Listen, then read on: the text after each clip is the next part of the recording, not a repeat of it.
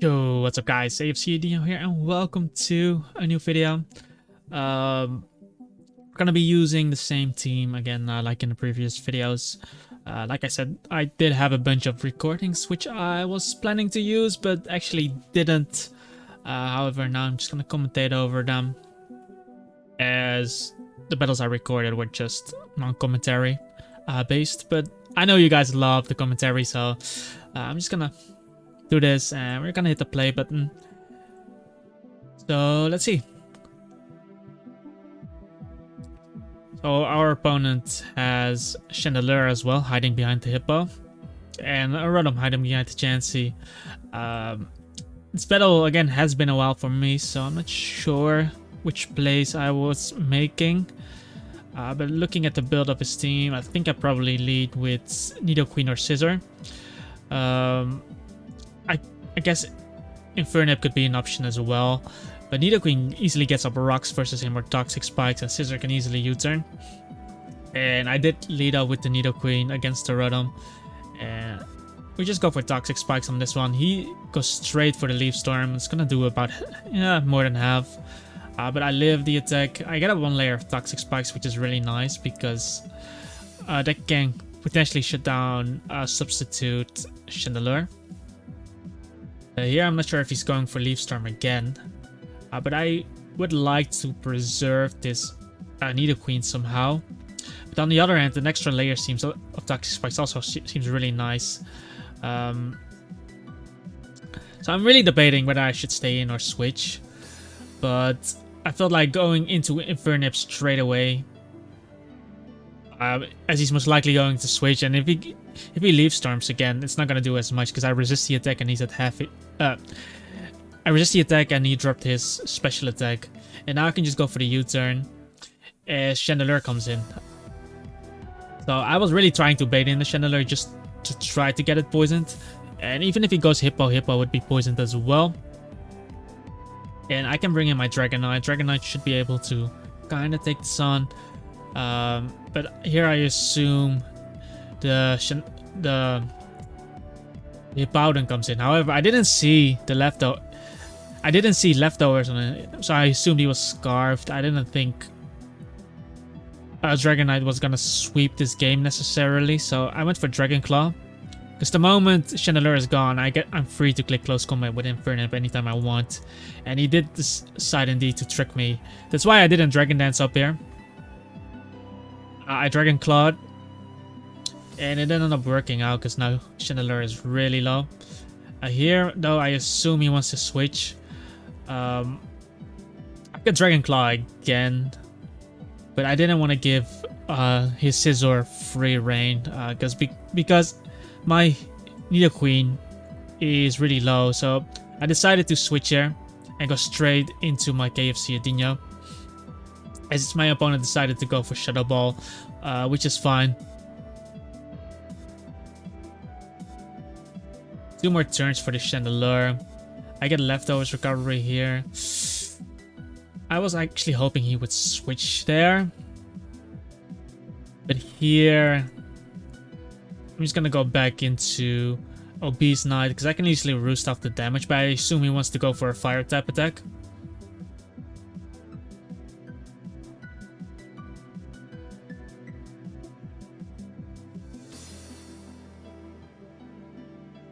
Now he's just Dragon Claw again. I was thinking he would switch earlier, but he decided to stay in, so I might as well just knock him out knowing that he wants to stay in. If Hippowdon comes in now, he goes into Scizor though. He knows I'm locked into Dragon Claw. Like I said, Nidoqueen is low. If this is a Source and Scizor, it might be scary, as my Scizor is also a bit weakened. But I feel like I have to go... I might have to go into Infernape directly. Just in case, if he gets 2+4, he might be able to knock out my Infernape. But I decided to go into Scizor, and my opponent decided to U-turn, so it actually worked out for me. And that looks to be Choice Bandit. So the play worked out. But if it was Source Dance, it could have been really scary because he would have been able to get 2+4. However, now I get the U-turn. My opponent decides to use Trick, but that means this Pokemon is gonna lose his Choice Scarf. And I get a lot of damage off on him as well. And now nothing on his team outspeeds my Infernape. So Infernape is gonna be looking really scary for him. So I'll be able to go into him now. And the only thing that can kind of stop my Infernape is his Hippowdon. So I just need to weaken Hippowdon a bit so I can knock 2-hit KO him with close combat later on. If I have used a bunch of close combats, Conkeldurr might be able to knock me out with Mach Punch as well. But those are the only things I need to keep in mind. But yeah, his Scizor is Choice Banded, so I don't really have to worry about him sweeping me. So I can just go for U-turn here as he decides to stay in. And yeah, that's Rotom gone. My Toxic Spikes will also stay up. So that is nice. And at this point, I think going Nidoqueen is probably the best way for me, because I also get Leftovers recovery. And Nidoqueen kind of pressures his Scizor as well with Flamethrower. But I assume he's either going into Hippo. Maybe he goes into Conkeldurr. But he decides to go Scizor, and this is where I can get up an extra layer. Flamethrower is fine actually, because Flamethrower still hits everything. And I could have gone for an extra layer of Toxic Spikes, but just get... Yeah, he went for Pursuit, expecting me to switch out. But now I can go for another layer of Toxic Spikes. I don't have to knock him out necessarily. I want the extra layer of Toxic Spikes, because Badly Poison is better on Conkeldurr if it's a bulk up set, because it will put him on a timer. And he goes into Chance here. So I am getting my max utility here by getting up 2 layers of Toxic Spikes. So now Conkeldurr is basically on a timer. And here I can just get up Stealth Rock as well. At this point I don't need my Nidoqueen. He goes for a Wish. So maybe he's trying to heal up his Conkeldurr or something. Because it doesn't matter if he heals up Scizor. Like, maybe he wants to free switch into... But I guess he's gonna Wish Teleport into Scizor, but I don't think that's an issue. So I might as well... I could switch here, but maybe I should just get some free damage off on this Chansey. So he's definitely gonna teleport. That's not much damage, it's a bit of damage, but I guess it might help. And now Scizor comes in, which is fine as well. This is why I stayed in as well, because this Pokemon has the best matchup versus his Scizor. Because I don't have damage on the Hippowdon yet. And he goes for Bullet Punch now, and unfortunately he crits me. So I won't be able to get up a Flamethrower on him, and now his Scissor's full HP. So this worked out really well for my opponent. However, now I'm able to go into my Scizor. He's locked into U-turn. Into Bullet Punch, I can U-turn. If he Bullet Punches me here, I get free damage off. And this is the situation I wanted. Now he brings in the Hippo. Comes in on Stealth Rock, takes poison damage and my U-turn damage. And now he's in 2-hit KO range of any attack from my Infernape. So I can just go into my Mandibus here. Just to taunt him and completely shut him down. Also, Mandibus just wins versus his team. It taunts Chansey as well as Brave Birds, both Scizor and Conkeldurr. And yeah, I can just taunt this guy, and now Mandibus plus Hippowdon should win me the game. I want to try to get up Stealth Rock. Obviously, it won't work. And Mandibus should just win from here. I think we just set it up so Mandibus would win. Because we have both layers of Toxic Spikes up. He taunt everything. We Brave Bird Scizor twice. But I can bring in the Scizor here as well. Just a lot of options. Just this Hippowdon is not able to do anything. But I think just attacking here is fine. Having my Pokemon in. My opponent decides to switch into the Conkeldurr on my Brave Bird. So that's really nice as well. Because that should be a 2-hit KO. Especially after Sandstorm and poison damage. Yep. Easy. That's an easy 2-hit KO. And with Conkeldurr gone, there's no way he's gonna win this game.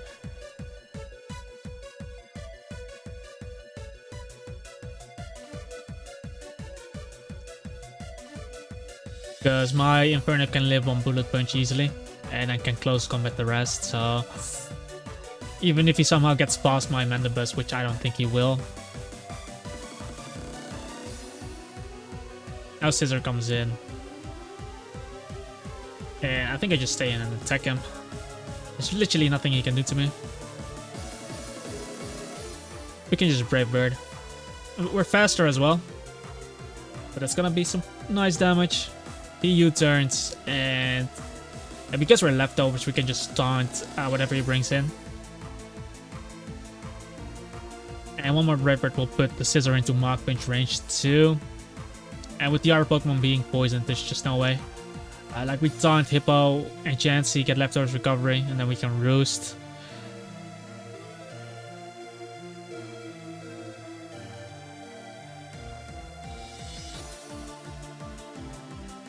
Like this game is over, is it? We already set up the win for our Mandibuzz. We taunt him. What he could have tried is go directly into Scizor, hoping that I would taunt and then try to kill me with a crit. But it still won't be enough. He decided to Seismic Toast me instead, which doesn't matter, because now we just get the Roost off. It's gonna be the same thing. Like Chansey's eventually gonna die. And with the Roost, the Scizor can never kill me. But we'll just play this out, guys. Yeah, I'll just let this play out. Like Toxic Spikes work really well versus him, and assuming his Rotom was the defogger as well. Like his team is really weak to Toxic Spikes, especially because Rotom was Choice Scarf. So first he needed to trick. He decides to switch now into the Scizor, but it doesn't matter. Because now I'm basically full HP. I get the free Brave Bird on him again. And there's just nothing he can do. Like, this is where my opponent should have forfeited. Yeah.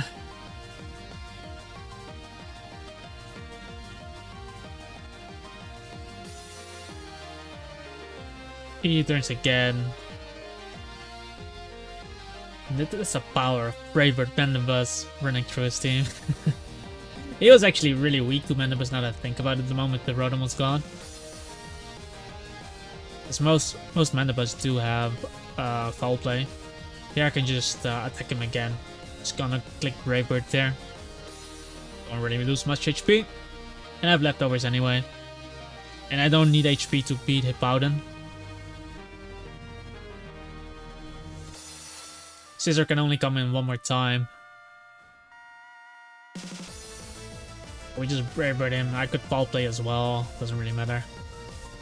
But in case I battle him again, I'm not gonna reveal my Foul Play. Who knows, maybe I'll battle him again and then I can surprise his Chandelure or something with Foul Play. And now Hippowdon comes in. And we can just taunt this and completely shut this down. And now he decides to forfeit, so that's the first game. Let's go to the next game, guys. I'm gonna skip it ahead.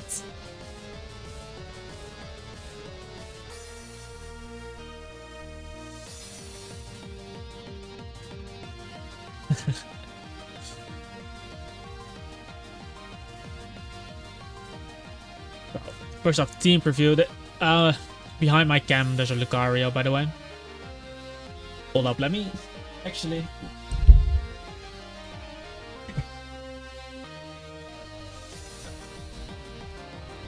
As you guys can see, there's a Lucario. I'm still in front of it, but there's a Lucario. So my opponent's running a really cool team. First, I thought there was like a new player on the ladder. Then I found out he's just a. Is it a veteran trainer? Yeah, I think so. So he's just running a really fun team. But yeah, right off the bat, I think my Scizor is really awesome versus his team. Slowking does pretty well because Slowking is my ice, one of my best ice types resist versus the Mamoswine. I'm not sure what kind of Mamoswine it's going to be. Infernape outspeeds his whole team aside from Starmie. So definitely a lot of options to win this game. But yeah, Druddigon is most likely I was, yeah, I was actually looking up Dragonite. If I was looking if he was able to run Rough Skin.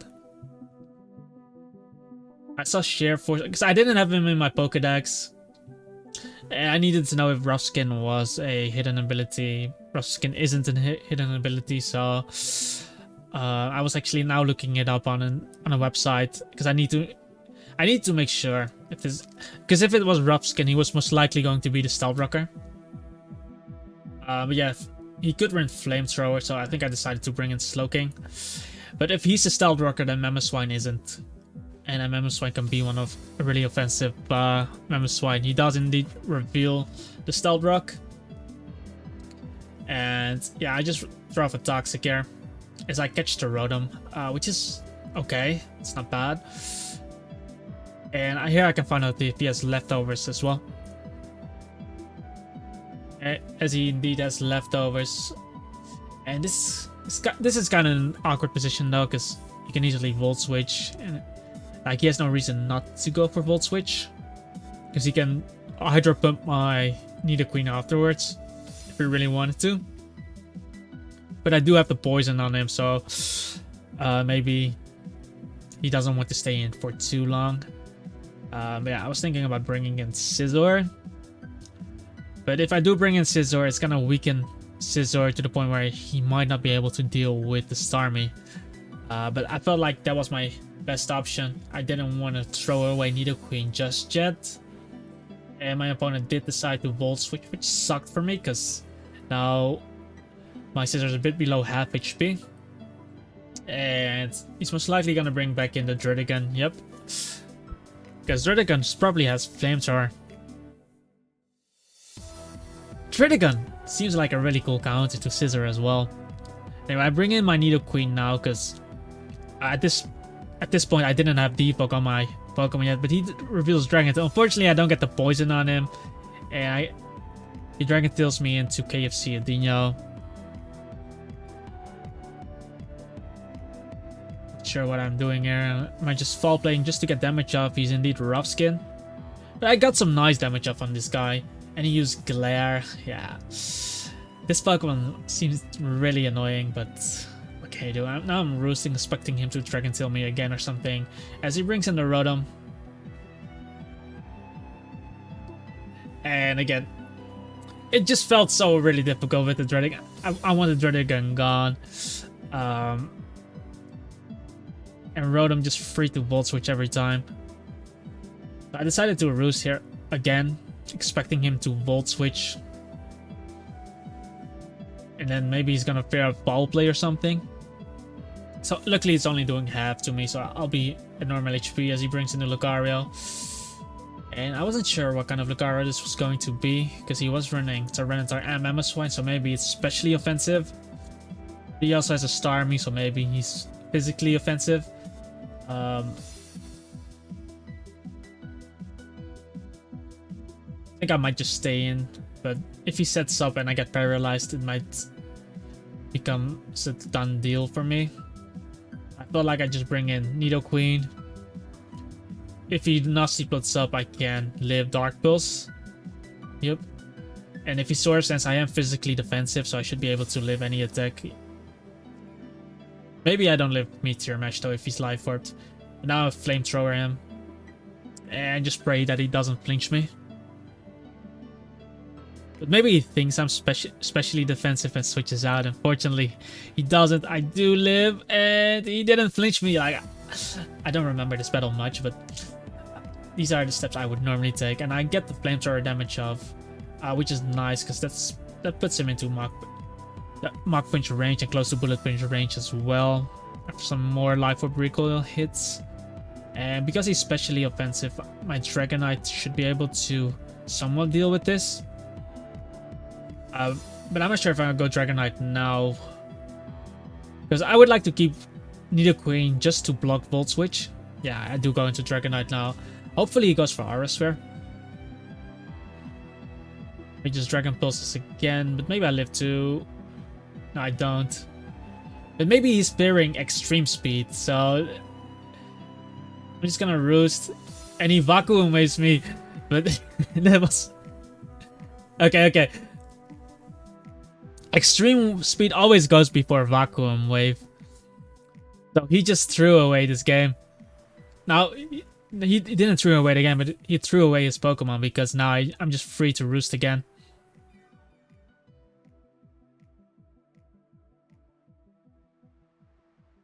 Like, he cannot flinch me with Dark Pulse because I have the inner focus ability.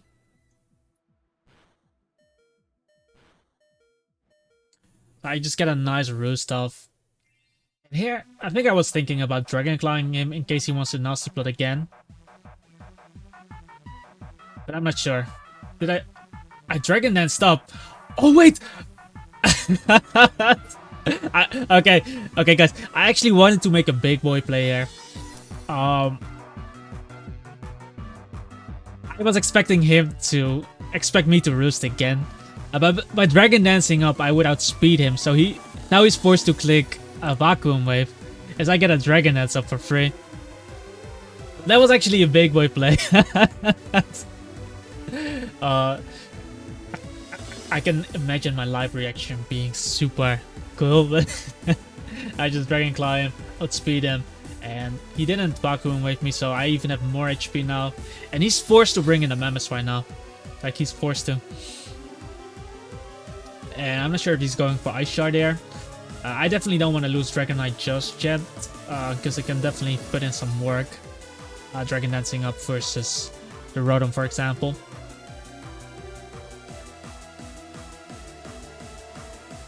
But I'm not sure which route I'm going. Because Scissor is pretty weakened, so I'll probably Slowking. I don't think he's gonna click Earthquake in this situation with me being at +1, so I think Slowking is pretty safe.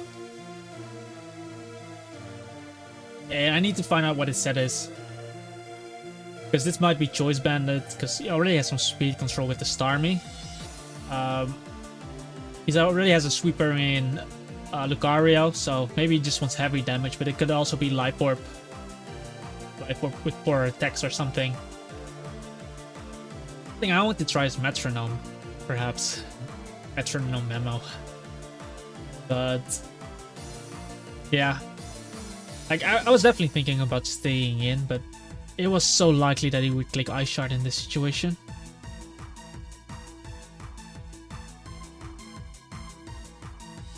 And I felt like Dragonite could still do a lot. Depends, because I don't think my Scissor still had Defog at this point, but I'm not sure. I think my Scissor still had Sword Stance. But I still make the Slowking play.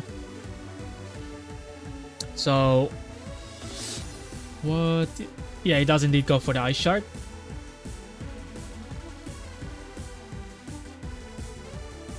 And I'm not sure what kind of damage that is because I don't see Life Orb. I might just go.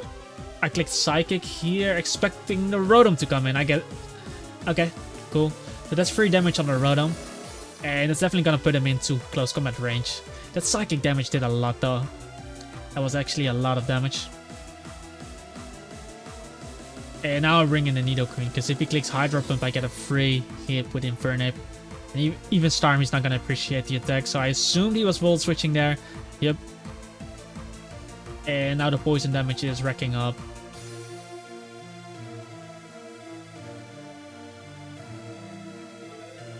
I might actually bring in the Dragonite on the Hydro. I don't know if I'm that guy. I'm not sure.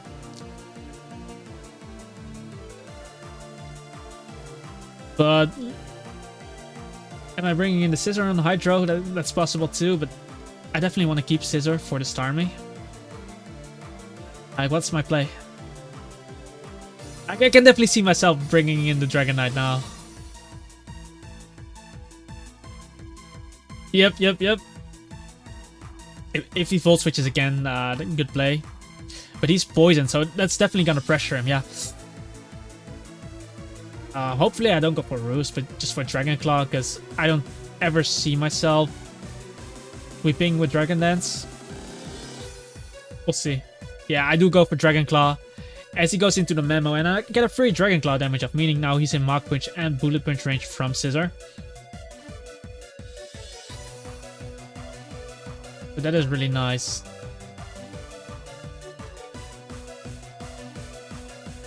I don't know if he goes for if he wants to go for Earthquake now, but I think maybe I just okay. Let me go over this play. So I went into Mandibuzz instead of Slowking or Scissor, because I didn't think I needed Mandibuzz to win. Mandibuzz was gonna lose to Tyranitar. Mandibuzz was already paralyzed, so he was going to be slower than a Druddigon. Rotom can Volt Switch on him, and he's gonna lose to Mamoswine as well. However, Slowking, if I keep Slowking at full HP, if his Starmie is somehow running Hidden Power Fire, then my Slowking can take on the Starmie. And I needed Scissor to beat Starmie anyway, so I didn't want to risk Scissor or Slowking to a potential Earthquake prediction. So I just sacked my most useless Pokemon, being Mandibuzz, as he goes for Icicle Crash. And that Icicle Crash knocked me out, so I assumed he's Choice Banded, because I didn't see Life Orb and Mandibuzz is really defensively bulky. So that's what I was thinking. So at this point, I think he's Choice Banded. And even if he's Scarfed, it doesn't really matter. I still bring in Infernape, I don't die. I think Close Combat here, really free. He brings in a Druddigon, but Druddigon should drop after 2 Close Combats. Maybe even 1, depending on his set. It's gonna take 2. But then Druddigon is gone, and then I have to deal with the Rocky Helmet with Scissor. Because I can definitely see Scissor winning this game as well, with Rotom being poisoned. And my opponent is forced to bring in the Starmie now.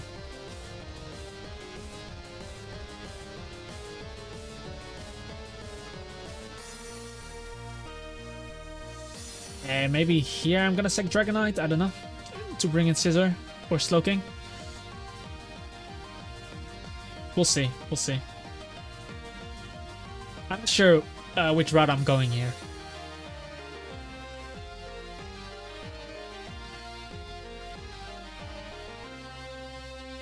If I get in Infernape versus Starmie and Tyranitar, and if Mamoswine is a Choice Banded and is not locked into Ice Shard, then Mamoswine as well, my Infernape basically gets a kill. So I'll keep this mod. I do sack my Dragonite there, as he goes for Psychic. And that looks like a lot of damage. Life Orb. And since I'm gonna die to Stealth Rock anyway, I'm just gonna stay in Dragon Claw here, as he clicks Ice Beam. So he's Psychic, Ice Beam. We're just trying to figure out the set there. And here I might go into Scissor. But I was looking at his team, and I was looking at Druddigon. So Druddigon was most likely running Flamethrower. I was just debating whether this Starmie might have Hidden Power Fire or not. So now I decided to bring in my Scissor. Because I saw Psychic and... yeah, because I saw Psychic and Ice Beam, I assumed he didn't have Hidden Power Fire. So I went for the Roost. And he didn't use Hidden Power Fire. So at this point, I knew my Scissor is going to win this game. Because Rotom is not going to be able to knock me out. I get a U-turn off versus Tyranitar. But I think I decided not to Roost here, just to U-turn. Because if he switched, I would gain a lot of momentum. And if he stays in, he's going to die. And the moment Starmie dies, my Infernape just wins. I can definitely see myself bringing in the Infernape right now, just to win this game.